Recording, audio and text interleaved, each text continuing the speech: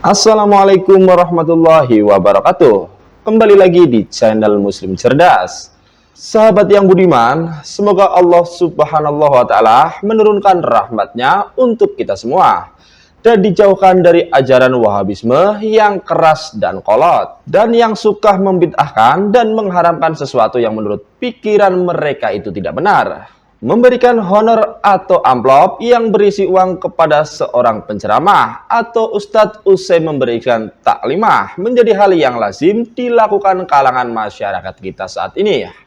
Baik sebagai sedekah atau sekedar untuk mengganti uang transportasi dan akomodasi penceramah tersebut saat berkunjung untuk berdakwah. Menurut Syekh Ali Al-Fauzan yang merupakan anggota kehormatan dari Komite Tetap untuk Penelitian dan Fatwa Islam di Arab Saudi sejak 15 Rajab Hijriah, menerangkan bahwa hal itu tidaklah masalah.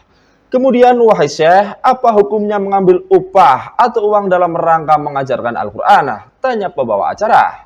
Tidak mengapa, tegas Syekh Salih Al-Fauzan. Dikatakan Syekh Salih, Rasulullah SAW juga pernah menjelaskan hal itu.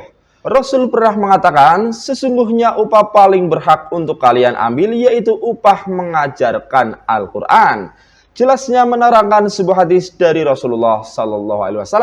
Selain itu, menurut Syekh Salih, orang yang juga boleh mengambil upah adalah orang peruqyah atau orang yang mengajarkan taklim.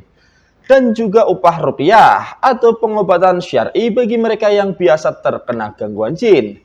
Dan juga upah mengajar taklim, kata Syekh Salih.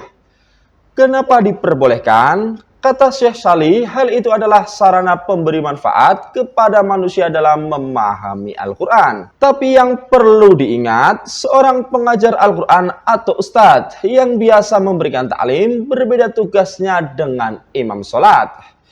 Dijelaskan Syekh Salih, jika ada seorang imam yang menetapkan tarif atau upah, menetapkan untuk menjadi imam sholat, maka hal itu tidak boleh. Bahkan kita sebagai makmum, menurutnya dilarang untuk sholat di belakang imam yang seperti itu.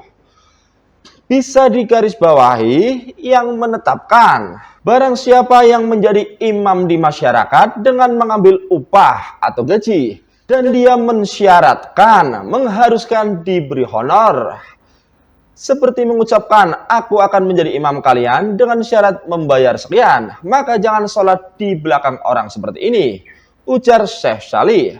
Tetapi, ada tetapinya nih sobat muslim cerdas. Jika imam tersebut diberi dan diambilkan dari Baitul Mas atau kas masjid, maka menurut Syekh hal itu tak mengapa. Asal imam itu tidak menentukan atau menetapkan tarif upah atau honornya.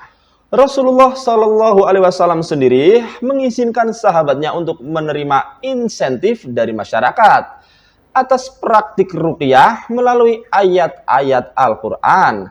Hadis ini dapat ditemukan pada riwayat Imam Bukhari berikut ini. Dari Ibnu Abi Mulaikah, dari Abdullah bin Abbas, bahwa beberapa sahabat Rasulullah melewati masyarakat yang bermukim di dekat sumber air, di mana salah satu penduduknya tersengat binatang berbisa.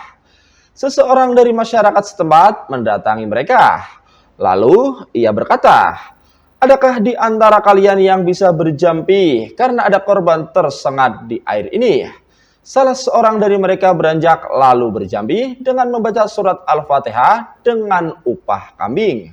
Korban yang tersengat itu pun sembuh, lalu ia membawa upah kambing yang dijanjikan. Tetapi para sahabat Rasul enggan menerimanya. Mereka berkata sampai tiba di kota Madinah, apakah engkau menerima upah atas pembacaan kitabullah? Tiba di Madinah, mereka mengatakan, wahai Rasulullah, ia mengambil upah atas bacaan Al-Quran. Rasulullah SAW menjawab, sesungguhnya pekerjaan berupa yang paling layak kau ambil adalah kitab Allah. Hadis riwayat Bukhari. Di sini kita dapat memahami bahwa guru Al-Quran, khatib, imam, dan ahli hikmah yang meruqyah boleh menerima amplop atau insentif dari masyarakat. Tetapi pada suatu masa di mana negara mengalokasikan dana untuk syair keagamaan, mereka makruh menerima amplop dari masyarakat karena bisa dibilang bahwa mereka itu adalah sejenis PNS, sehingga tidak boleh dan tidak perlu menerima insentif dari masyarakat karena mereka sudah digaji oleh negara. Jadi mereka tidak boleh mengambil insentif dari rakyatnya.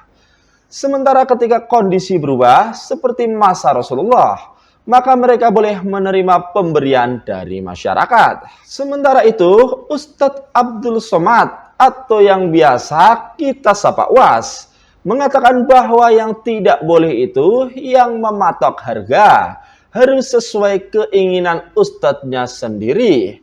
Seperti meminta pesawat yang ingin dia tumpangi, meminta uang DP, meminta penginapan hotel yang mewah, dan sebagainya. Itu yang tidak boleh.